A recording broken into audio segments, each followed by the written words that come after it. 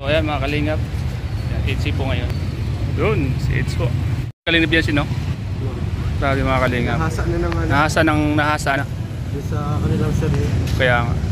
Good take. Talagang ano talaga siya. Yan. Nasa special sa acting ano? Oo, totoo yung kanya. Normal. Oo, kung baga kumukusa na lang yung mga sinasabi, yung mga katawan, Kaya nga. action nila. Mga ano na sila. Hindi mo din masasabing sanay na Tunay yung nararamdaman nila, kaya parang normal lang sa kanila, no? walang kailangan, although sila binabansa ka na mysterious po. Kapag nandito kayo guys, hindi mo masasabi nga na mysterious. Kung magano sila, kung mahalata nyo dito eh. Oo. Mamagitan sa kanila. Kaya grabe ang bulong mo bro ha. Bulong yan, bulong. Eh syempre, iba kasi yung ano eh. Bulong. Iba yung perspective ng viewers. Tama. Perspective natin na Nandito tayo. personal natin nakita. Tama. Kaya magaling. Di lang magaling, talagang totoo yung nararamdaman nila. Opo. Yun, mga kalingap, Sipong TV. Yan. Kusot, may nagpapapicture kay Kalingap Rob. Sabi yun. Oras po ng shooting yan mga kalingap, pero di maiwasan, minsan may mga fans na lumalapit. Shooting po ng 8C ngayon mga kalingap. Yun mga kalingap po. Dito pala ito sa sentro ng Daet. Dito pala si Biancy nag-OGT. Sentro ng Daet. Mukhang kinilig ka bro, mukhang kinilig ka, grabe ka po. Habang nagkakamera, kinikilig bro. Habang nagkakamera, hindi nakapag-focus. Kinikilig ano. Iba talaga itong cameraman natin. Iba ang focus. Iba ang focus nito eh. Habang nagkakamera bro, kinikilig. Hindi siya nakapokus bro. Grabe, hindi ka. Dapat tatanggal ka sa trabaho yan. Focus ka sa pagkakamera kasi kailangan quality. Diba quality dapat? Bawal kiligin. Bawal kiligin. Pag hawak mong camera, kailangan focus ka sa kanila. Bawal kiligin na. Bro, Sipong kanina kinikilig bro. Sobrang kinikilig Sipong kanina. May video nga sa akin yan eh. Sobrang kinilig na nagbibigay na. Kaya nga eh. Lalo yung cameraman. Sumakay na sila mga kalingap. So let's go mga kalingap. Dito tayo. Woo! Uy! It's safe po, it's safe.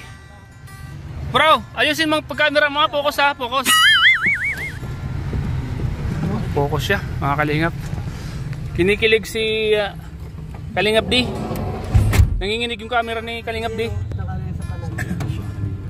Kalingap. Dahil mga kalingap, nasunan po natin si Kalingap Eds at si Biancy. Andun po si Kalingap Rap. So ayan mga kalingap, totoo. Iba po yung galawan ngayon ng EDC mga kalingap, kakaiba. Pati yung mga kasama namin ay kinikilig. Lalo yung cameraman, nakita ko nanginginig yung kamay po. Kasi yung galawan po ng EDC, kakaiba yung galawan ng EDC ngayon. Pero yun nyo, may mga hawi-hawi pa sales ng buhok ni Biancy. Abangan nyo po yan sa vlog ni Kalingap Rab. Abangan nyo po yan mga kalingap. Nung nakita ko si Papa Franz, parang lumulutang si Papa Franz mga kalingap abang pinapanood si EDC. Ibang klase si Papa Franz ngayon mga kalingap. Lumulutang si Papa Franz. Parang gustong umuwi. Tingnan yung asawa.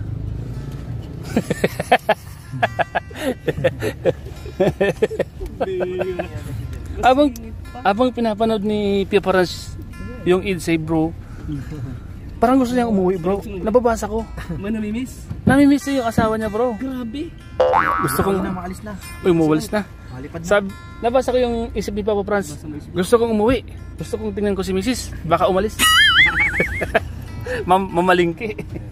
Naharang man yung tricycle sa gitna man nagbaba. Hindi ko paano kasi sa aero mo. Sige ka. Paano makakalabas? Si Manong. Yan po. Uy, Mustang. Ay, Mustang, mababangga mo. Ayun mga kalingap, papunta na po kami sa Pagaspas. Nakasunod po kami sa sasakyan po ni Eds mga kalingap.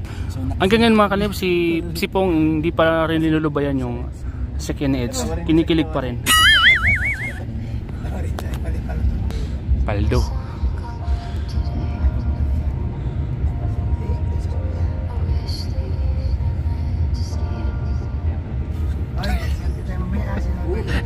Kaya nga. Kaya nga, nakita ko kanina. Mas natawa ko kay Papa Franz, bro. Oo, si Papa Franz. Ibang klase. Lumutang sa hangin. Gusto nang lumipad umuwi, bro. Gusto nang umuwi sa bahay nila. Miss niya na agad. Si Lolo Didma. Hindi ko alam kung bakit Didma na yung mga nangyayari. Lolo? Hindi ko nakikitang kinikilig si Lolo ngayon. Ako dyan. Anong nangyayari sa bata na yan? Buklat na. Mukhang may pinagdadaanan po. Minsan bro, tanungin natin si Lolo, bro. Si Lolo naman. Baka kung may pinagdadaanan to eh. Hindi natin alam. Usapin natin to, bro, si Lolo. Kaya kanina kasi habang nagsusot ng itse, hindi ko nakita na kinikilig siya. Hindi mo kasi makikita. Para siyang manhid. Parang manhid. Nagtatago pati? Oo. Sabi niya, nabasa ko sa isip niya, ayaw kong panoorin niya. Manhid ang puso ko. Huli. Nakadalawang balik si Mrs. Inis ka na maghapon nagkatuwa ngayon. Kalingap, papunta na po kami sa Bagaspas. Grabe mga kalingap. Papunta po kami ng Bagaspas habang binabagtas po namin ng papuntang Bagaspas. Sinusundan po namin ang sasakyan po na Eds mga kalingap.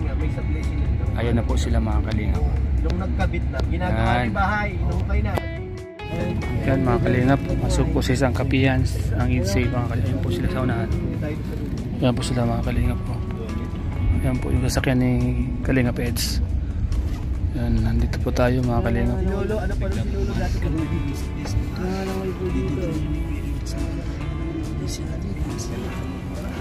Ang ganda yung pisto, tago bro, tago. Yan mga kalingap po. Kaya pala ano, malamang laging dinadala dito ni Kuya Ido si yan si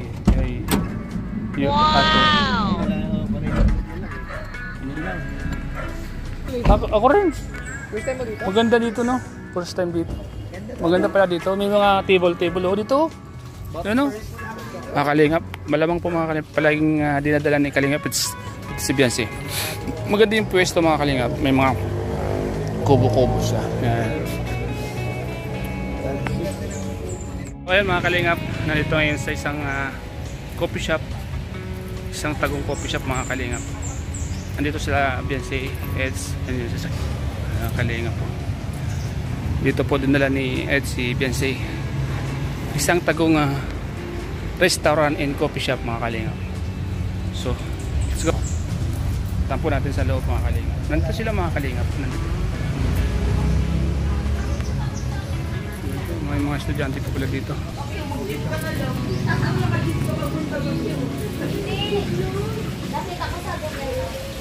So yan mga kalingap, pauwi na po kami. Tapos na po ang misyon Kalingap. Salamat po sa inyo lahat mga Kalingap. Banlo. Let's game! Po sila mga Kalingap po.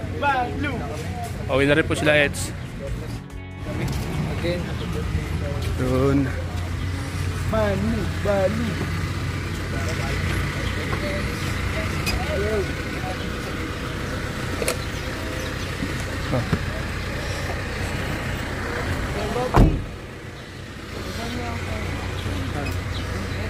So ayan.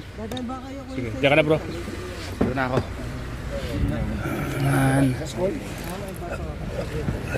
Pasok daw maniwala ka. Kami, butog na naman yan, Lu. Major yun na. Masok pa daw tayo. Saka? Diyan ka na. Si cameraman. Kalingap D.